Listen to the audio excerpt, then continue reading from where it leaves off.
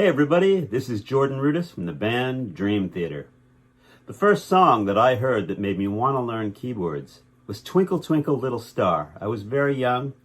I was in second grade and that melody was in my head, and I walked over to the piano that was in the classroom and I found the notes. And then my first teacher taught me some chords and I began improvising it.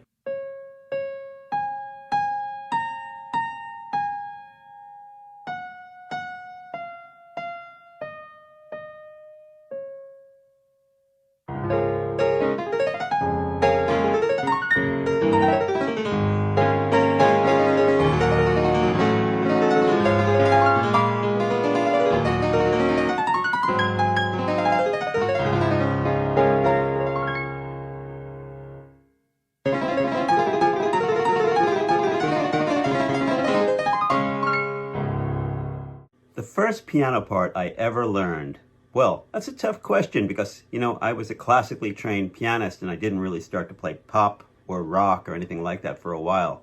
But the one that I really remember learning was the Bach Prelude in C. And the reason I remember it so much is because this was the piece that I prepared for Juilliard when I was 9 years old. Actually, preparation began when I was 8 years old. So I learned it. I went into Juilliard, I played it for my teacher, I started to improvise, and she freaked out because improvisation was not allowed at Juilliard. But this was the piece.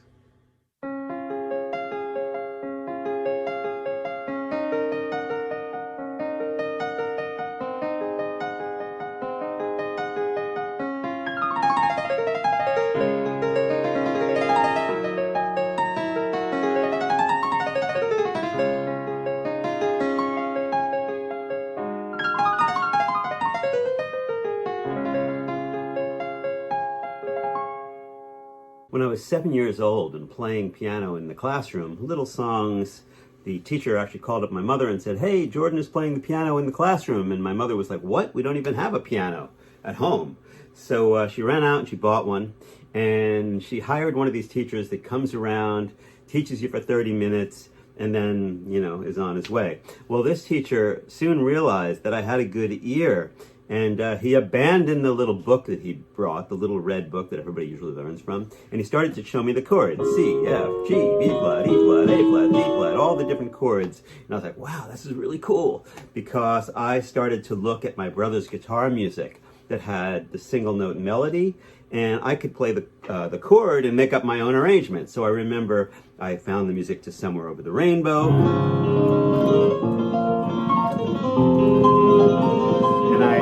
See, it says C7, F sharp diminished, and I was learning all the chords and just playing whatever came into my head. Until one day, a friend of my mom's who knew music came in and said, was watching me play and said, "How are you playing all that?" I said, "What do you mean?" "I was playing according to the music." And she was saying, "Well, the music only has one note and you're doing all this stuff." I said, "Well, doesn't everybody do that?" So I didn't know. Anyway, the next thing I know, I was taken to a very serious teacher whose name was Magda. And she was really temperamental, very serious, wanted me to learn all the scales and all the arpeggios. And if I didn't do it right, she'd give me a little kick under the table. In those days, I didn't really understand the motion thing. So I'd play like, and I'd get stuck. I remember looking out of my practice room window, watching across the hallway in the practice room area to this girl who was older than I was, and she was practicing her arpeggios, and she was just running them up and down, and I was thinking, how is she doing that? And I finally was looking at the motion in her arm, and I asked my teacher about it, and she started to teach me about the idea of feeling like there was a string pulling my arm as I went along. So I'd be playing the arpeggio, and she'd be literally pushing and pulling until I got the flow of it. So, I see pianists all the time getting a little bit stuck, turning their thumb under and their elbow goes up and all this stuff, when the reality is it just has to go. You just have to feel this motion. The other thing I wanted to learn was repeated notes. That was a hard one. So with that one, what I learned to do was that it's a real swiping motion. It's kind of like you're just pulling at the keys, right? It's not that easy. You got to get a feel for it, or you can do the Billy Joel technique. That's a whole nother technique in itself, but I find this one is a little bit more, I don't know, it's easier on the physicality of it. There were definitely certain things that were my very favorite things to do, and they were kind of like different styles. One was a kind of comping style that I could do like a Beatles song in. So like Let It Be was one of them.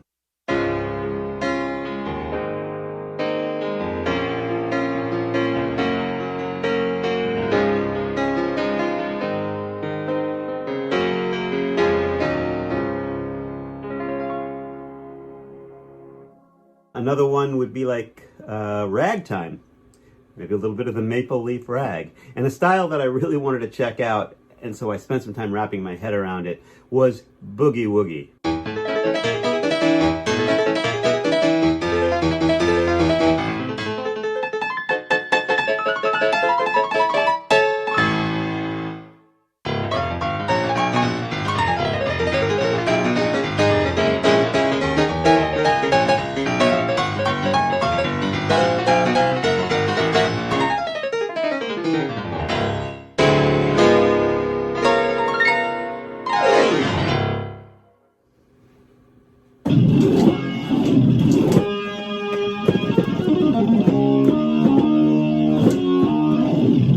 Like any keyboard player that's into prog, my ears opened up when I was listening to WFMU and then Nightbird, Alison Steele, back in the day on the radio.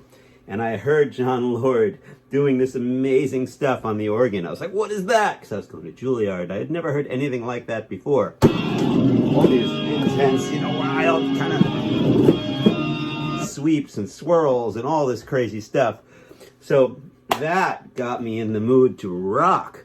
So Deep Purple, and then of course Keith Emerson, my greatest hero.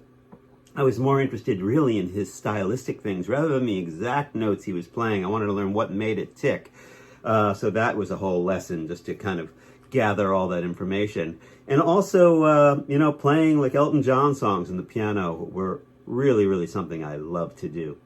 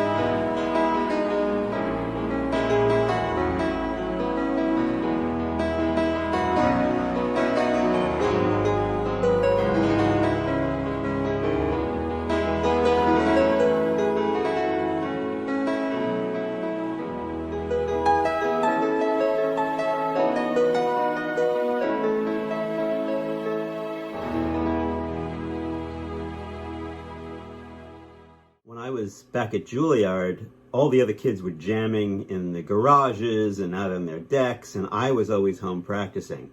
And my brother used to go to these jams, and one day he convinced me to get out of the house, or maybe more like it, convinced my mother to let me out of the house since I was practicing for my Juilliard concerts and everything. And my brother turned me on to this song, Light My Fire.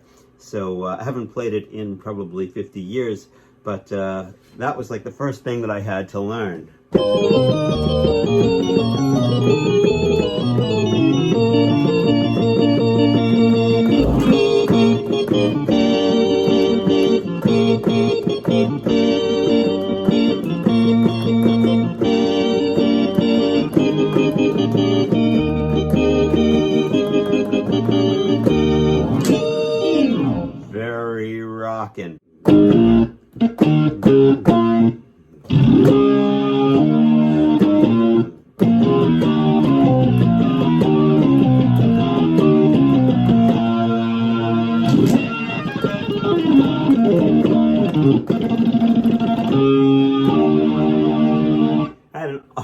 time when Deep Purple called me up to play with them. Actually, the concert I did was, I think, the last big rock show before the world closed down. It was March 13th. It was in Mexico City, and it was so much fun. And I had a great time dialing in all the sounds as well. And believe it or not, I did the whole organ presentation, which is most of the sounds, on an iPad. I'm not kidding. I'm really into iOS technology. And I found the tones that rocked using IK Multimedia's new BX3 technology. It's their application. Loved it. Everybody smiled.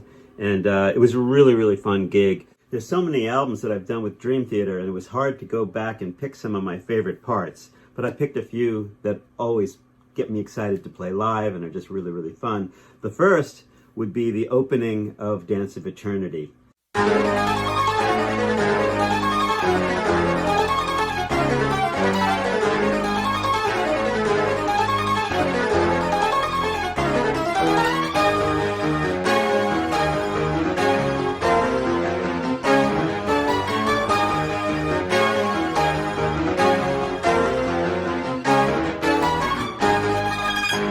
The second would be the honky-tonk part out of Liquid Tension Experiment. There's also one actually from Scenes from a Memory that's pretty cool. But thinking about the honky-tonk part from Liquid Tension Experiment.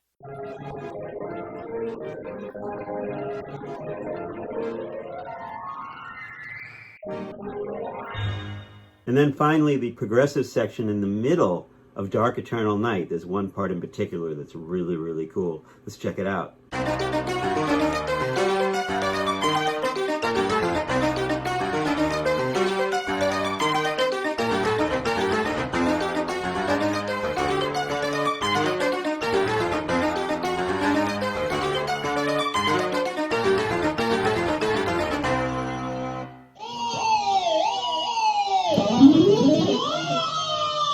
One of the first keyboard parts I wrote with Dream Theater was the lead in Overture on Scenes from a Memory. Check it out.